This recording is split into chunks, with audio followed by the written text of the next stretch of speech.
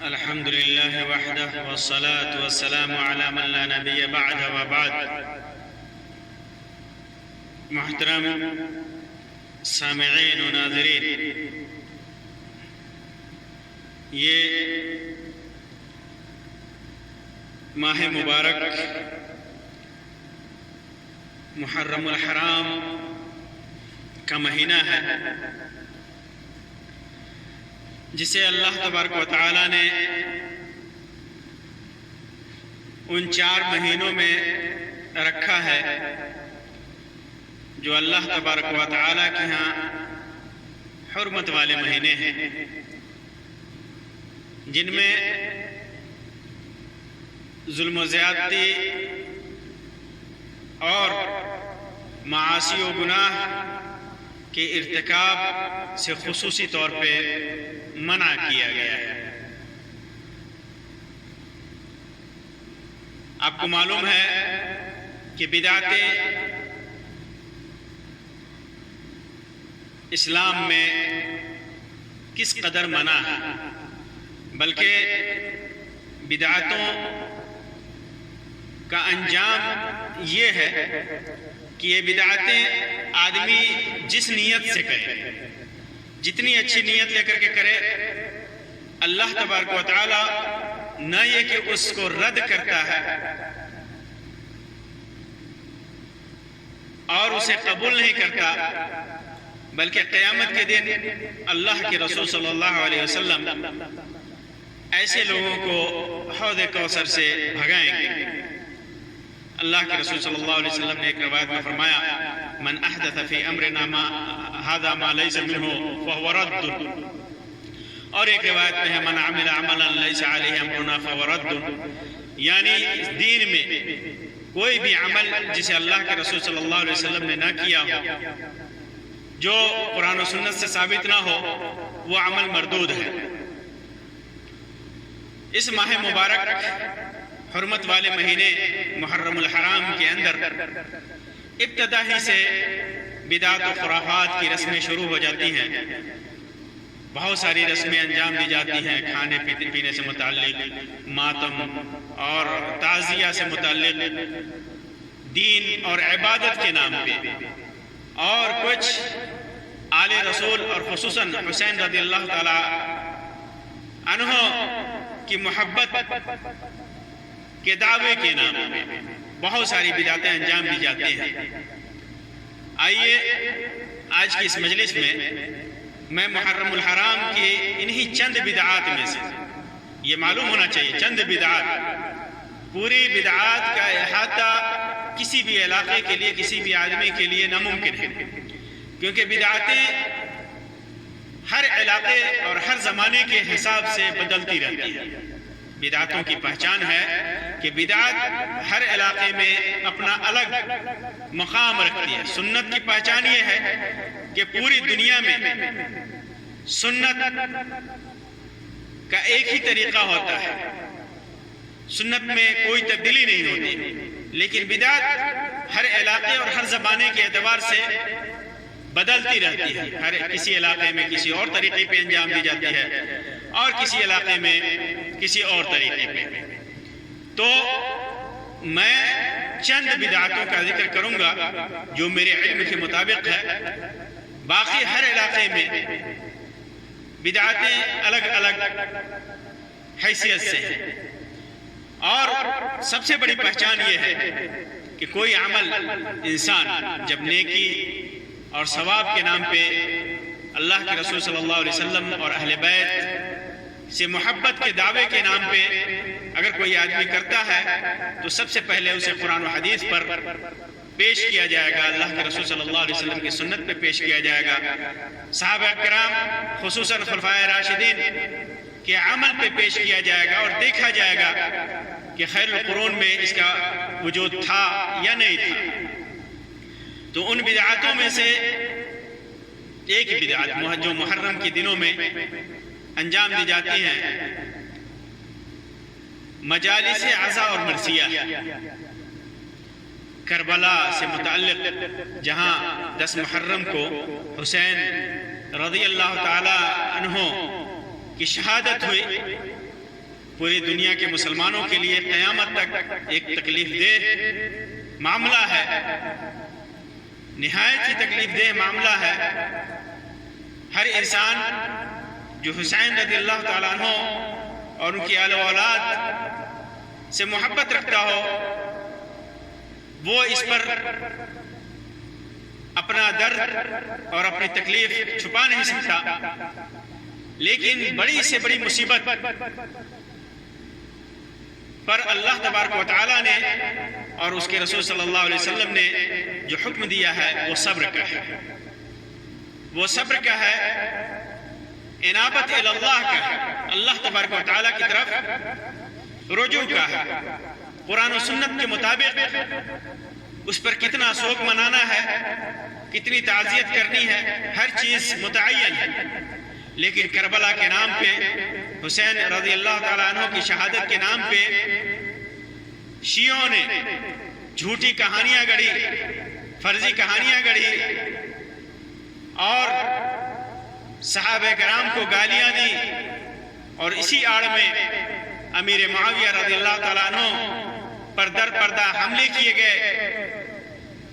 بعض صحابہ کرام پر طعن کیا گیا اور عزا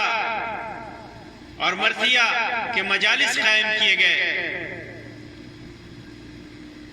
جبکہ صحابہ کرام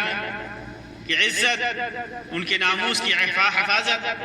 ہر مسلمان کے اوپر فرض ہے۔ صحابہ کرام سے اگر کچھ غلطیاں ہوئی ہیں تو وہ اللہ کے ذمے ہیں، ہمیں ان کے سلسلے میں حسن ظن رکھنا چاہیے۔ ابو سعید خدری رضی اللہ تعالیٰ عنہ کی روایت ہے، فرماتے ہیں کہ اللہ کے رسول صلی اللہ علیہ وسلم نے فرمایا، لا تسبوا اصحابی، میرے اصحاب کو، میرے صحابہ کرام کو گالی مت دو۔ فلو ان احدکم انفق مثل احد ذهبا، اگر احد پہاڑ کے برابر بھی کوئی تم میں سے سونا اللہ کے راستے میں خرچ کرے تو ما بلغ مد احدہم ولا نصیفہ، تو صحابہ کرام نے کہ ایک مد یا آدھے مد کے برابر بھی وہ نہیں پہنچ سکتا۔ امام بخاری اور امام مسلم نے اپنے صحیح کے اندر اس کو روایت کیا ہے۔ صحابہ کرام چاہے جائے کہ صحابہ کرام کو گالی دیا جائے، ایک عام مسلمان کو اس بات کی تعلیم دی گئی ہے وہ کسی دوسرے انسان کو لعن طعن اور گالی گلوچ سے یاد نہ کرے، اور یہاں محبت حسین کے نام پہ، محبت آل بیت کے نام پہ ایسی گالیاں ایجاد کی گئیں اور ایسے لعن طعن کیے گئے کہ الامان والحفیظ، یہ امیر معاویہ کے لڑکے یزید اور بہت سارے لوگوں کے سلسلے میں آپ دیکھیں گے جو ہی محرم کا مہینہ شروع ہوتا ہے کس طرح یہ لوگ مجالس عزا قائم کرتے ہیں، یہ دین کے نام پر صحابہ کرام کو گالی دیتے ہیں، صحابہ کرام کی عصمت کو تار تار کرتے ہیں، یہاں تک کہ جھوٹے واقعات اور جھوٹی کہانیاں گڑھی جاتی ہیں۔ ایک بار میں ایک ہندی اخبار پڑھ رہا تھا، آپ تصور نہیں کریں گے، امیر معاویہ رضی اللہ تعالیٰ عنہ جو مسلمانوں کے ماموں ہیں، جن کی بہن اللہ کے رسول صلی اللہ علیہ وسلم کی زوج محترمہ تھی، ازواج مطہرات میں سے تھی، اور جو کاتب رسول ہیں، اللہ کے رسول صلی اللہ علیہ وسلم کے پاس جو وحی آتی تھی وہ لکھا کرتے تھے، جن کے سلسلے میں اللہ کے رسول صلی اللہ علیہ وسلم نے دعائیں کی، ان کے سلسلے میں دیکھیے کیسی کہانیاں گڑھی جاتی ہیں اور کس طرح ان کے اوپر لعن طعن کیا جاتا ہے۔ اس اخبار میں لکھا ہوا تھا کہ پرانے زمانے میں عرب میں ایک آدمی تھا جس کا نام معاویہ تھا اور وہ خدائی کا دعویٰ کرتا تھا۔ نعوذ باللہ، کسی صحابی کے بارے میں یہ عقیدہ، یہ تصور کیسے کیا جا سکتا ہے؟ جو صحابی سنت رسول کو ادا کرنے کے لیے اپنی جان تک دے دیتا تھا، دنیا کی ملامت کی پرواہ نہیں کرتا تھا، وہ صحابی کس طرح خدائی کا دعویٰ کر سکتا ہے؟ غلطیاں اجتہادی ہوئی ہیں بہت سارے صحابہ کرام سے، لیکن اس کا مطلب یہ نہیں کہ ان کی شان میں اس طرح گستاخی کیا جائے کہ انہیں کہہ دیا جائے کہ یہ خدائی کا دعویٰ کرتا تھا، یا رسالت کا دعویٰ کرتا تھا، یا دین میں خرد برد کرتا تھا، یا کسی صحابی کو قتل کرتا تھا۔ یہ ایسا تصور نہیں کیا جا سکتا، لیکن کیا کیا جائے اس بغض صحابہ کو، اور کیا کیا جائے اس منافقت کو کہ جس نے صحابہ کرام کی عصمت کو تار تار کرنے کا کوئی موقع نہیں چھوڑا۔ اللہ کے رسول صلی اللہ علیہ وسلم نے ارشاد فرمایا، کسر عدم المیت ککسرہ حیا۔ امام ابو داؤد نے اس کو روایت کیا ہے، امام البانی نے اس کو صحیح قرار دیا ہے کہ میت کی ہڈی توڑنا ایسے ہی ہے جیسے زندہ آدمی کی ہڈی توڑنا۔ یہاں ہڈی توڑنے سے مراد میت کی توہین کرنا ہے، جیسا کہ بعض محدثین نے شارحین نے اس کو ذکر کیا ہے۔ تو معاویہ رضی اللہ تعالیٰ عنہ ایک تو کاتب وحی، یہ مسلمانوں کے خال ماموں، اللہ کے رسول صلی اللہ علیہ وسلم کے سالے یعنی رشتہ دار صحابی رسول، وہ بھی جلیل القدر صحابی، اور وہ بھی اس دنیا سے جانے کے بعد ان کی لعنت، ان کی ملامت کرنا، اور ان کے آل و اولاد کے اوپر لعنت و ملامت کرنا، ان کے بیٹے یزید کے اوپر لعنت و ملامت کرنا، یہ شیعوں کا ایک ایسا پھیلایا ہوا جال ہے جس کے اندر اہل سنت کے بہت سارے لوگ اس فتنے میں گرفتار ہیں، اس برائی میں گرفتار ہیں۔ اور آپ گھوم کر کے خاص طور سے بر صغیر میں دیکھ لیجئے کہ اسی کے آڑ میں کس طرح معاویہ رضی اللہ تعالیٰ عنہ اور عثمان غنی رضی اللہ تعالیٰ عنہ کی شان میں گستاخیاں کی گئیں۔ اللہ تبارک و تعالیٰ انہیں ہدایت دے اور ایسے ظالموں کے اوپر اپنا غضب نازل فرما، دنیا میں بھی اور آخرت میں بھی۔ اسی طرح ان بدعات میں سے جو ان ایام میں انجام دیا جاتا ہے، ماتم کے نام پہ، تعزیہ کے نام پر سیاہ لباس پہننا، کالے کپڑے پہننا۔ اسی طرح بہت سارے لوگ ان ایام میں غسل نہیں کرتے، غسل چھوڑ دیتے ہیں، زیب و زینت چھوڑ دیتے ہیں۔ بہت سارے لوگ کاجل اور سرما نہیں لگاتے، ان کے استعمال سے بچتے ہیں۔ عورتیں زیورات نکال دیتی ہیں، اتار دیتی ہیں، زیورات نہیں پہنتی۔ چولہے اودھے کر دیتی ہیں، چولہے اودھے کر دیے جاتے ہیں۔ اور نو بیاہی عورتوں کا میکہ میں قیام کرنا، یہ بھی ایک بدعت ہے۔ جگہ جگہ ماتم کیا جاتا ہے۔ اسلام نے تو لوگوں کو عام ماتم سے بھی منع کیا ہے۔ کوئی مر جائے گھر میں، اس پر آہو واویلا کرنا، سینے چاک کرنا، ماتم کرنا، چیخنا، چلانا، یہ مسلمانوں کا شیوا نہیں ہے۔ اللہ کے رسول صلی اللہ علیہ وسلم نے ارشاد فرمایا، جیسا کہ امام بخاری نے صحیح کے اندر عبداللہ ابن مسعود رضی اللہ تعالیٰ عنہ سے روایت کیا ہے، لیس منا من ضرب الخدود وشق الجیوب ودعا بدعوى الجاہلیہ۔ جس نے منہ پیٹا، گریبان چاک کیا، وہ اور دور جاہلیت کی پکار لگائی، وہ ہم میں سے نہیں ہیں۔ یہ ساری رسمیں شیعوں کی ایجاد کرتا ہے، یہ ماتم اور یہ ساری چیزیں شیعوں کی ایجاد کرتا ہے، جو 352 ہجری میں غالی شیعہ ابن بوئے نے ایجاد کیا تھا۔ لوگوں کو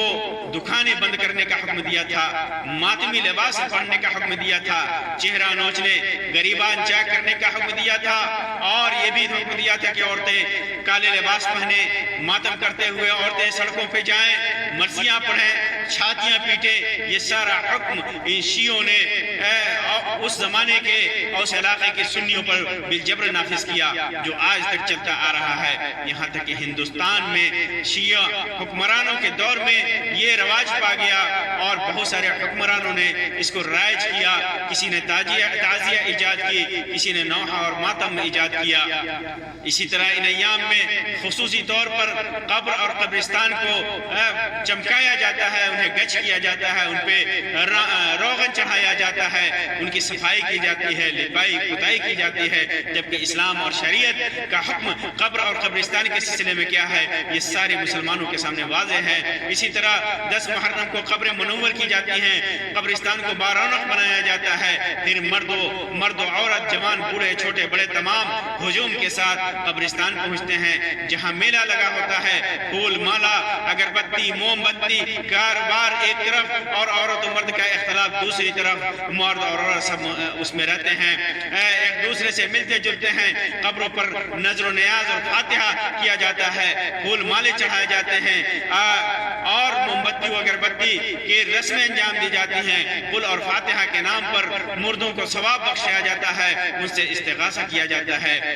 آپ کو معلوم ہونا چاہیے کہ قبروں کی زیارت ایک مسنون عمل ہے، قبروں کی زیارت کا حکم اللہ کے رسول صلی اللہ علیہ وسلم نے دیا ہے، وہ صرف اس لیے کہ قبروں کی زیارت کر کے انسان آخرت کو یاد کرے اور مردوں کے لیے دعائیں مغفرت کرے، لیکن قبروں پر میلہ ٹھیلا کی جگہ بنانا، ان کو سجدہ کرنا، ان سے مرادیں مانگنا، اس کے لیے نظر و نیاز کرنا، نماز پڑھنا، یہ سب شرکیہ اور بدعیہ اعمال ہیں۔ ان چیزوں سے اللہ کے رسول صلی اللہ علیہ وسلم نے منع فرمایا ہے۔ اللہ کے رسول صلی اللہ علیہ وسلم نے دعا کیا، اللہم لا تجعل قبری وثنا یعبد اشتد غضب اللہ علی قوم اتخذوا قبور انبیائہم مساجد۔ اللہ کے تبارک و تعالیٰ سے دعا کیا کہ میری قبر کو بت نہ بنانا جسے لوگ اپنا پوجنا شروع کر دیں، ان لوگوں پر اللہ کا سخت غضب اور قہر نازل ہو جنہوں نے انبیاء کی قبروں کو سجدہ گاہ بنا لیا۔ تو ان ایام میں خاص طور سے ان جو قبرستان اور قبروں سے متعلق جو امور انجام دیے جاتے ہیں وہ شرکیہ اور بدعیہ ہیں، اور اسی طرح عورتوں کو قبروں پر جانے سے منع کیا گیا ہے، لیکن ان ایام میں بعض علاقوں میں دیکھا جاتا ہے کہ عورتیں جاتی ہیں، چھاتی پیٹتی ہیں، روتی ہیں اور آنسو بہاتی ہیں، جبکہ صرف قبروں کی زیارت کے بعد مردوں کو قبروں کی زیارت کرنا ہے اور آخرت کو یاد کرنی ہے، مردوں کے لیے دعا کرنا ہے۔ اسی طرح اس مہینے میں جو بدعاتیں انجام دی جاتی ہیں ان میں امام حسین کے نام کی نظر و نیاز کیا جاتا ہے، بلکہ پورے مہینے نظر و نیاز کیا جاتا ہے۔ شروع دن سے خواتین عورتیں گھروں میں نظر و نیاز کا خوب اہتمام کرتی ہیں، کھچڑا پکانا، حلیم، بریانی، مٹر پلاؤ، زردہ، فرنی وغیرہ پکائے جاتے ہیں، اسے لوگوں میں بھی تقسیم کیا جاتا ہے اور قبروں درگاہوں پر بطور نظر اور پیش کیا جاتا ہے۔ خصوصاً علی حجویری داتا گنج بخش کے نام پہ حضرت میاں میر، حضرت پیر مکی، حضرت مادھو لال حسین، حضرت خواجہ طاہر بندگی، حضرت عنایت حسین خادری، حضرت موج دریا اور دیگر درگاہوں پر امام حسین کی نظر و نیاز بھی بطور خاص پیش کی جاتی ہے، جبکہ غیر اللہ کے نام پر چڑھاوے، نظر اور قربانی ذبیحہ سب شرک ہے، اور شرک چھوٹا بھی نہیں ہے بلکہ بڑا شرک ہے اور کبیرہ شرک ہے، اور ایسا کرنا حرام ہے بلکہ اس کا کھانا بھی حرام ہے۔ اللہ تبارک و تعالیٰ نے فرمایا انما حرم علیکم المیتۃ والدم ولحم الخنزیر وما اہل بغیر اللہ۔ اللہ تبارک و تعالیٰ نے تم پر مردہ اور بہا ہوا خون اور سور کا گوشت اور ہر وہ چیز جس پر اللہ کے سوا دوسروں کا نام پکارا گیا ہو حرام ہو، یا نظر و نیاز کی چیزیں جو بتوں پر، مورتیوں پر، قبروں پر رکھا جاتا ہے اس کا وہ شرکیہ عمل ہے اور اس کھانے کا کھانا بھی حرام ہے۔ اسی طرح ان ایام میں جن بدعات کو انجام دیا جاتا ہے ان میں امام حسین کے نام کی سویلیں لگائی جاتی ہیں اور دلیل دی جاتی ہے کہ کربلا کی لڑائی کے وقت حسین رضی اللہ تعالیٰ عنہ کے اوپر اور ان کے آل و اولاد کے اوپر پانی بند کر دیا گیا تھا۔ کبھی کہتے ہیں کہ جس شخص نے عاشورہ کے روز اپنے اہل و عیال کے رزق کے معاملے پر فراخی و کشادگی کی، اللہ تعالیٰ سال بھر اس پر کشادگی فرماتے ہیں۔ اولاً تو پانی بند کرنے والی بات ہی غلط ہے، یہ روایتیں نہایت سے ضعیف ہیں، کوئی کسی صحیح روایت سے یہ ثابت نہیں ہے کہ حسین رضی اللہ تعالیٰ عنہ اور ان کی آل و اولاد پر ان کی فوج پہ پانی بند کیا جاتا ہے گیا تھا۔ اگر مان بھی لیا جائے تو 10 محرم جو کہ عاشورہ کا دن ہے وہ اس دن روزہ رکھنے کا حکم ہے، اس دن پانی کی سبیل نہیں لگنی چاہیے، بلکہ جو حسین رضی اللہ تعالیٰ عنہ کے آل و اولاد اور نبی اکرم صلی اللہ علیہ وسلم سے محبت رکھتا ہو تو اسے چاہیے کہ اس دن عاشورہ کا روزہ رکھے، جیسا کہ حدیث میں اس کی بڑی فضیلت آئی ہے۔ اسی طرح اس روز دو پر والے گھوڑے کا جلوس نکالا جاتا ہے جس کا نام ذوالجناحین ہوتا ہے، شکلاً ہندوؤں کی مورتی سے ملتا ہے، اس کی شکل ذوالجناحین کی شکل بنائی جاتی ہے جو ہندوؤں کی مورتی سے اس کی شکل ملتی ہے، اسے جلوس کی شکل میں سڑکوں پر نکالا جاتا ہے اور اس میں شرکت کرنا ثواب کا باعث سمجھا جاتا ہے۔ یہ منظر دیکھ کر کے ہندو قوم اور مسلم قوم کا فرق مٹ جاتا ہے، یہ پتہ ہی نہیں چلتا کہ مسلمانوں کا جلوس ہے یا ہندوؤں کا جلوس ہے۔ اسلام میں مردی کا تصور ہی نہیں ہے کسی بھی چیز کا، اور اس پر مزید یہ کہ جلوس میں شرکت باعث اجر سمجھنا یہ اللہ کی عبادت میں بدعت ہے، اللہ کی عبادت میں تبدیلی ہے، اللہ کی عبادت میں شرک کرنا ہے۔ اسی طرح غیر اللہ کی عبادت کا دروازہ کھلتا ہے، اس سے بے جان کسی چیز کے نفع اور نقصان کا مالک نہیں ہوتا۔ یہ غیر مسلموں اور خاص طور سے ہندوؤں کا شیوا ہے۔ اس طرح ہماری عبادتیں ضائع ہوتی ہیں، اللہ تبارک و تعالیٰ کی لعنت برستی ہے ان چیزوں سے۔ اسی طرح ان ایام میں تعزیہ بنائی جاتی ہے اور بڑے سے بڑے ایک دوسرے سے لوگ فخر و مباحات کرتے ہیں، ایک دوسرے سے آگے بڑھنے کی کوشش کرتے ہیں کہ کس کا تعزیہ کتنا بڑا ہے، کس کا جلوس کتنا بڑا ہے۔ پھر واقعہ کربلا کا کافی روغن اور رنگ دے کر کے بیان کیا جاتا ہے کہ ایک عجیب اور غریب تاریخ شہادت بن سکے، اس لیے مبالغے آمیز جھوٹے قصے اور کہانیاں وضع کی جاتی ہیں۔ ان تعزیوں میں قبریں بنائی جاتی ہیں اور قبر بنا کر کے اس کے اندر نظر و نیاز کیا جاتا ہے اور پھر اسے کار ثواب سمجھا جاتا ہے۔ یہ اللہ پر اور اس کے رسول پر الزام ہے۔ تعزیہ جو کہ امام حسین کی قبر کی نقل ہے، کاغذوں، بانس اور کمچیوں سے تیار کیا ہوتا ہے، یہ ماتم کے حد درجہ انتہا ہے اور شرک و بدعت کی حد درجہ انتہا ہے۔ اسی طرح آپ دیکھیں گے کہ پہلی محرم ہی سے جسم پر کوڑوں کی بارش کی جاتی ہے، یہ آپ نے اپنے کو عذاب دینا ہے جسے اللہ تبارک و تعالیٰ ناپسند کرتا ہے۔ اسی طرح لوگ دیکھیں گے کہ گلیوں میں، محلوں میں، روڈوں پر آگ بچھا کر کے آگوں پر دوڑتے ہیں، آگوں پر چلتے ہیں، خود کو سزا دیتے ہیں۔ اسی طرح میلہ لگانا یہ بھی بدعات میں سے ہے۔ اس تعزیہ کے ساتھ ڈھول تاشے بجاتے ہوئے جلوس نکالتے ہیں، جلوس میں شرکیہ مرثیہ پڑھتے ہیں، ڈھول تبلے کی آواز بنائے جاتے ہیں، لوگ تلواروں اور بھالوں سے کے کرتب دکھاتے ہیں اور یہ دلیل دیتے ہیں کہ اسے غیر مسلموں پر روب جمتا ہے۔ یہ روب نہیں ہے، یہ اسلام کے نام پر ایمان کی کمزوری ہے۔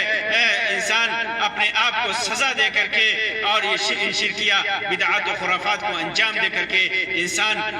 خود کو اللہ تبارک و تعالیٰ کی لعنت کا مستحق قرار دیتا ہے۔ اسی طرح امام موجود قبر امام کو جو تعزیہ میں بنائے جاتی ہیں قبریں، اس قبر کو زندہ تصور کیا جاتا ہے، انہیں عالم الغیب سمجھا جاتا ہے، ان کی تعظیم بجا لائی جاتی ہے، یہاں تک کہ انہیں مدد کے لیے بھی پکارا جاتا ہے، جو شرک عظیم ہے، جو ظلم عظیم ہے۔ اور اسی طرح جب تعزیہ اٹھایا جاتا ہے تو چھوٹے بچے اس کے نیچے سے گزارے جاتے ہیں اس عقیدے سے کہ امام صاحب کی پناہ میں آ جائیں گے، نعوذ باللہ من ذالک۔ اسی طرح ایک مزار پہ قبر پرست سجدہ کرتا ہے، قیام کرتا ہے، نظر مانتا ہے، استغاثہ کرتا ہے، جیسا کہ میں نے بتایا۔ اسی طرح اس جلوس میں مسلمان عورتوں کا ہجوم مردوں کے شانہ بشانہ ہوتا ہے، بلکہ حد تو یہ ہے کہ نوجوان لڑکیاں نیم برہنہ بال کھلے دھمال ڈالے رہتی ہیں۔ اسی طرح آپ دیکھیں گے کہ بہت سارے ٹی وی چینلوں پر عورتیں بیٹھ کر کے اور پھر مرثیہ کے نام پہ، نعت خوانی کے نام پہ کس طرح بے حیائی کا مظاہرہ کرتی ہیں، اگرچہ اپنے چہروں پہ پردہ ڈالے رہتی ہیں لیکن اپنے مرثیہ کے ذریعے لوگوں کے اندر اپنے خرافات اور بدعات کو کس طرح رواج دیتی ہیں، نعوذ باللہ من ذالک۔ بعض لوگوں میں یہ مشہور ہے کہ محرم میں شادی نہیں کرنی چاہیے، جبکہ اس بابا شریعت اسلامیہ میں کوئی اصل نہیں ہے، بلکہ ان کے علاوہ نہ جانے کون سے رسوم انجام دیے جاتے ہیں، کون سے حسین رضی اللہ تعالیٰ عنہ اور ان کی شہادت سے متعلق بہت سارے کہانیاں گڑھی گئی ہیں جسے آپ اخباروں میں پڑھیں گے، ریڈیو چینلوں پر اور ٹیلی ویژن چینلوں پر سنیں گے، اور آج کل سوشل میڈیا پر اس طرح اس قسم کے واقعے اور کہانیاں ذکر کر کے ایسی طوفان بدتمیزی مچائی جاتی ہے کہ مشرکین کا شرک بھی اس کے سامنے فیل ہے۔ آپ سمجھ لیجئے کہ کوئی بھی عمل اگر آپ اسے بدعت دین میں نہیں ہے، وہ بدعت ہے، وہ اللہ تبارک و تعالیٰ کے مقبول نہیں۔ اگر وہ شرک کے درجے کے پہنچتا ہے تو اللہ تبارک و تعالیٰ کی مغفرت نصیب نہیں ہوگی۔ اللہ تعالیٰ فرماتا ہے ان اللہ لا یغفر ان یشرک بہ ویغفر ما دون ذلک لمن یشاء ومن یشرک باللہ فقد ضل ضلالا بعیدا۔ اللہ تبارک و تعالیٰ کہ ہاں شرک کی معافی نہیں ہے، شرک کے علاوہ دیگر گناہ اگر چاہے تو معاف کر دے، اور جو اللہ تبارک و تعالیٰ کے ساتھ شرک کرتا ہے وہ بہت دور گمراہی میں جا پڑتا ہے۔